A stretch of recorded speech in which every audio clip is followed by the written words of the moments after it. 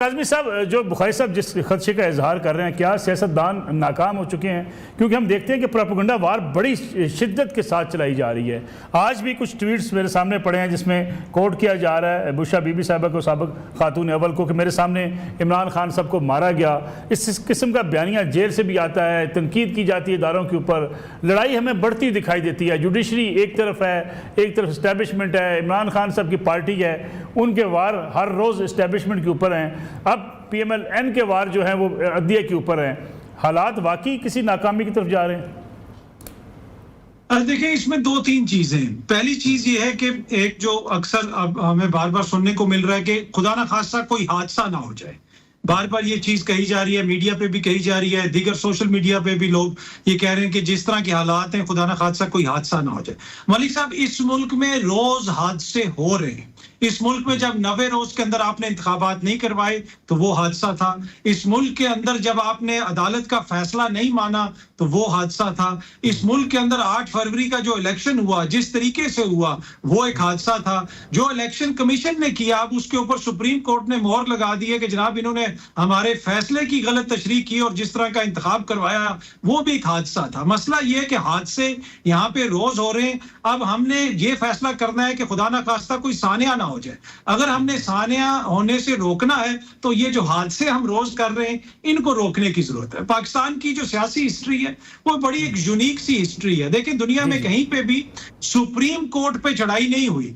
किसी मुल्क में आज तक, किसी बनाना रिपब्लिक में भी एक सियासी जमात डंडे उठा के सुप्रीम कोर्ट के अंदर नहीं घुस गई। दुनिया की तारीख में किसी बनाना रिपब्लिक में भी हुक्मरानों ने, मैं हुक्मरानों की बात कर रहा हूं, जिस तरह अज़मा बुखारी साहिबा और मोहतरमा मरियम नवाज साहिबा ने जजेस को टारगेट किया, और अज़मा बुखारी साहिबा ने तो घरेलू ख्वातीन जो जजेस की हैं उनके हवाले से जो जुबान इस्तेमाल की। क्या दुनिया में किसी भी हुक्मरान जमात के लीडरान की जानिब से आप एक भी ऐसा बयान दिखा दें? तो मेरे ख्याल में एक यूनिक किस्म की सूरत हाल है यहाँ पे। हर कोई इसमें अपना अपना हिस्सा डाल रहा है, हर कोई इसके अंदर अपना अपना जो है किरदार अदा कर रहा है। बेहतरी इसी में है कि बेहतर तरीके से चीजों को सुलझाया जाए। अब ये जो हालात हैं ये जाहिर करते हैं कि इनमें से कोई भी इतनी कैपेसिटी नहीं रखता कि उसको इस चीज का इदराक हो कि हमने चीजों को किस तरह बेहतर करना है। मेरे ख्याल में बेहतरी का एक ही तरीका कार है कि आप आइन और कानून के मुताबिक चलें। जिसका जो किरदार है उसको वो किरदार अदा करने दें। दुनिया में कहां पे होता है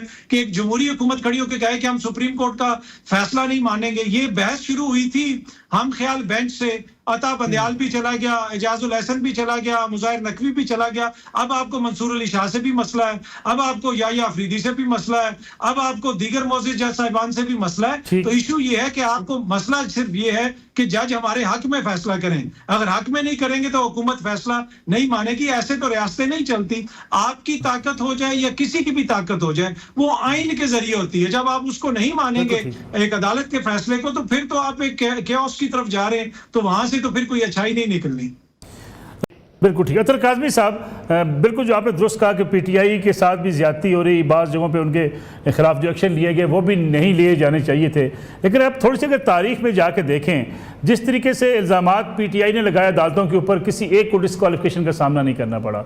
जिस तरीके से PTI ने तमाम इदारों को चैलेंज किया, इस्लामाबाद में धरना दिया, कब्रें खोदी, पाकिस्तान की सियासी तारीख में हुकूमत उल्टाने के लिए शायद इस किस्म की मूवमेंट कभी ना चली हो।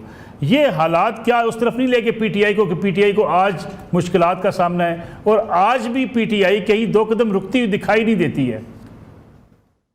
देखिए, एक तो ये है कि बहुत सारे मसाइल हैं PTI के अंदर, लेकिन मैं थोड़ी सी तारीख की दुरुस्तगी के लिए थोड़ी सी चीजें यहाँ पे अर्ज करना चाहूंगा। आप मेरे सीनियर हैं, आपको याद होगा कि जब बेगम नसीम वली खान साहिबा थी तो उस जमाने में एक नारा लगता था, जिस नारे के साथ बल्ले बल्ले भी कहा जाता था। वो नारा क्या था? फिर जब IGI बनी तो 9 सितारे चांदी के, ये सारे बच्चे किसके, वो नारा कौन लगाता होता था? उसके बाद जब मोहतरमा की बरहना तस्वीरें फेंकवाई गईं, वो किस जमात ने फेंकवाई थी? ये कहां से आगे कुत्तों को नहलाने वाले, ये कौन औरत है? ये किसने कहा था और किस हवाले से कहा था? कौमी असेंबली के अंदर जो जुबान इस्तेमाल की जाती थी, जो इशारे किए जाते थे, क्या वो हमें याद नहीं है? मेरे ख्याल में हमारी मेमोरी जो 2014 से क्यों शुरू होती है? क्या हमें नहीं पता कि अतर साहब अगर सारी वो तकारीर निकाले, अगर वो सारी तकारीर निकालें, सारे वाकयात निकालें, तो शायद 5% भी ना बनते हों जो आज पिछले 10 साल से हम जिसका हम सामना कर रहे हैं। नहीं, मसला ये है ना कि मलिक साहब वो दौर था 4 अखबारों का और 3 कॉलमों का। ये दौर है टिकटॉक का, सोशल मीडिया का। हर चीज एम्पलीफाई होती है। अगर एक बयान कोई चलता है तो वो बार बार चलाया जाता है। आप मुझे एक भी ऐसा बयान दिखा दें जो आजकल कौमी असेंबली के अंदर 1-2 नाजेबा बातें हुई होंगी, लेकिन जिस तरह 90s की दिहाई में जो बातें की जाती थी, फिर कुछ लोगों को गिरफ्तार किया गया, फिर उनको बहावलपुर जेल भेजा गया। वो किस लिए भेजा गया था? वो सारा हमारी तारीख का हिस्सा है। गो गो बाबा गो के नारे लगते थे, सदर मुमलिकत पे चादरें फेंकी जाती थी, वो सब कुछ हमारी तारीख का हिस्सा रहा है। तो ये कोई नई चीज नहीं है, ये फसल है जो ओवर द ईयर्स हमने बीजी है और उस फसल को अब हम काट रहे हैं। क्या ये अच्छी चीज है? क्या ये रवायत कायम रहनी चाहिए? नहीं, कतई नहीं रहनी चाहिए। लेकिन इसका मसला तभी हल होगा जब एक सिंसियर कोशिश होगी, जब असल मसले की तरफ हम जाएंगे। और असल मसला ये है कि 9 मई का मसला हो जाए या कोई और मसला हो जहां पे कानून टूटा है। अब 9 मई को क्या हुआ? इस मुल्क में कानून को तोड़ा गया, इदारों के ऊपर हमले किए गए। जब कानून को तोड़ा जाता है, आइन को तोड़ा जाता है, तो आइन और कानून हरकत में आता है। वो फिर वहां पे इंसाफ करता है और उन लोगों को कटहरे में लाके करारवा की सजा देता है। वो उनसे इंतकाम नहीं लेता। 9 मई को हम बुनियाद बना के ये नहीं कह सकते कि हम तुम्हारे घरों में घुसेंगे, हम तुम्हारे घर तोड़ेंगे, हम तुम्हारी औरतों को घसीटेंगे, हम गिरफ्तारी करने के बाद दोबारा गिरफ्तार करेंगे क्योंकि जनाब ये वाकया हो गया। नहीं, ऐसा तो नहीं हो सकता ना। वो तो लोग ऐसे हैं जिन्होंने कानून तोड़ा है। हमने उनको आइन और कानून के मुताबिक सजाएं देनी है ताकि एक निजाम बरकरार रह सके। तो अनफॉर्चुनेटली वो डिस्पनेस हमें यहाँ पे नजर नहीं आता। अमेरिका की हम मिसाल तो देते हैं, ट्रंप कैपिटल हिल पे गया था, लेकिन वहां पे इस्तेकाम अमेरिका पार्टी कोई सामने नहीं आई थी। तो हमारे कुछ जमीनी हकाइक भी हैं, सारी जमातों ने इसमें हिस्सा डाला है। पर छोटी सी बात करूंगा, यहाँ पे कोई सियासी जमात गद्दार नहीं है। खुदा ना खास्ता कोई हमारा जो एहलकार गद्दार नहीं है। ये खत्म होनी चाहिए बात, चाहे कोई ट्विटर पे ये बात कर रहा है या मीडिया पे कर रहे हैं, हम सब ने उसकी मजम्मत करनी है। तमाम लोग यहाँ पे मुझे वतन है, हाँ गलतियां हैं, कमियां हैं, उनको दूर करने के लिए काम करना है हमने। ठीक है सलीम बुखारी साहब, पूरा आपका वक्त चूंकि बिल्कुल खत्म होकर मैं चाहूंगा कि आप क्विकली इस पर रिस्पांस कर दें। हुकूमत को अपने जाने का डर क्यों है? अगर ख्वाजा आसफ साहब के और राना सनालो साहब के बयानात को देखें तो उन्हें क्यों लगता है कि अक्टूबर का महीने में कुछ हो सकता है? कभी हुकूमत ऐसी बातें करती है? हाँ, मेरे ख्याल से अनगार्डेड है। वो पार्टी का स्टेटमेंट तो उसको नहीं कह सकते, उनकी जात की राय कह सकते हैं। लेकिन आज मरियम ने जिस तरह की ज़बान इस्तेमाल की है अदलिया के बारे में, वो काबिल एतराज़ है। वो चूँकि मुस्लिम लीग की हैं इसलिए उनको कुछ ना कहा जाए तो कोई बात ही नहीं है। इस तरीके से जजेस को मुखातिब करना, इस तरीके से उनके ज़मीर की और आइन की रूल्स की बात करना, मेरे ख्याल से वॉज टोटली अनगार्डेड, नहीं होना चाहिए ये।